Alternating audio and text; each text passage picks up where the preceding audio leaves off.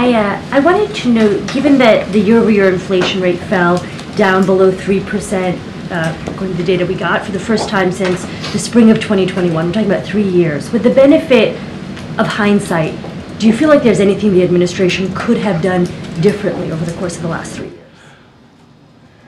You know, I think the most important thing we did when I see a trend like the one I would show you if I had a slide behind me, is get to work in 2021 on the clear factor that was so causally linked to the uptick in inflation, and that was the snarling of global supply chains. In 2021, this president started something called the Supply Chains Disruption Task Force. Now, you may wonder, why are we talking about this nerdy little group that got to work low these many years ago? Well, because that group, we're sending our port envoy out to Long Beach and LA to deal with the snarl ups there, working hand in hand. We never could have done this ourselves, hand in hand with the private sector to unsnarl supply chains. And as our work has shown, if you look at the contribution of supply snarl up and non-snarl up, and especially if you interact it with the strong demand that was in place over that period, that explains over 80% of the run-up in inflation and 80% of the disinflation we've experienced. So, you know, you could always look back and say things, you know, maybe you could have done differently, but one thing I'm very proud of, and I give the president a lot of credit for, was recognizing early on that by working with the private sector to unsnarl supply chains, we were going to make a big difference in pulling forward the disinflation that we're seeing even as of this morning. All right, Ed, we got to wrap it up. Thanks, Jen. Thanks, Greg. So you said we hear you, but you know, we've been hearing that message in some form over the past 3 years, and the fact is the prices are not coming down; they're going up. Debt is also rising; that's going up. So why should Americans believe the president and vice president? Well, there's some prices that are definitely coming down. So there are airfares. Airfares are. Hold on. Airfares. Hold on. Yes. Airfares are lower now than when President Biden took office. So airfares are lower now than they were pre-pandemic. And airfares have been falling for about 15 months in a row, year over year. And of course, prescription drugs. If you look at prescription drugs, that's an area where we've taken firm action to lower prices. I would also say the following. We have more work to do. Prices are still too high. You have a point. Prices are still too high. And that's why you will hear the president and the vice president continue I feel like we make announcements every week on this, including this week with housing supply and forthcoming announcements I'm not allowed to talk about that are coming on Friday.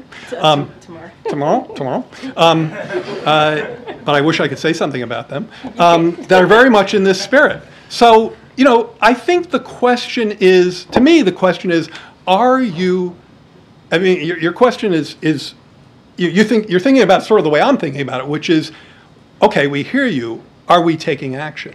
Yes. I think the answer there is a strong yes. We are taking action to cut costs. Housing, which you saw this week, other things which I can't talk about, which you'll see tomorrow, of course, prescription drugs, of course, healthcare, junk fees, airlines, airfares. Now, groceries is something the president has used the bully pulpit to nudge grocers, saying, or food producers, if your input costs are coming down, which they are, then instead of padding your profit margins, how about passing some of those savings forward to consumers?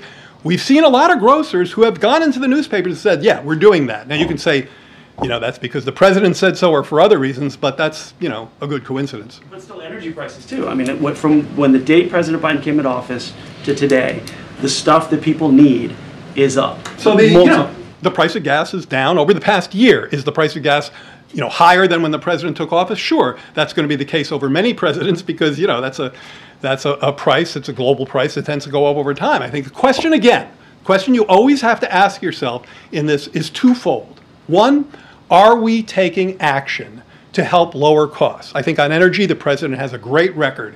He oversaw the largest release of barrels of oil from the strategic reserve, not just ours, but he coordinated something you can do if you have a responsible foreign policy. He coordinated with other countries to release their own barrels of oil from their strategic reserve. So he did something there. So that's point one.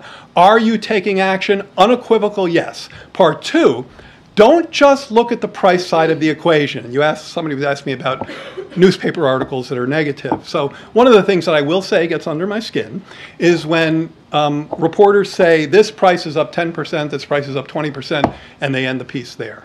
You also have to look at the income side of the equation. How much have wages gone up? How much has income gone up? I think it's the Joint Committee, the Joint Economics Committee, Democrats on the Joint Economics Committee did a study of this, and they found that for the average household, their income is up, $3,000 pre-pandemic, because you have to factor in both job gains and wage gains. And when you do that, you get a much more complete picture. So please look at both sides of the ledger, not just the price side of the ledger, but the wage side of the ledger. Wages have been beating prices for 17 months in a row. That has to mean something. But the president's been in office 42 months, and I know this is all. The president has been in office 42 months. Speaking of the president. Wages are down 1.3% from the month President Biden got in office. So I think that if you look at the wages of production non-supervisory workers, I'll have to check that out. At least pre-pandemic, yes. So pre-pandemic, I know that those wages are up. Now, when the president took office, hold on a second,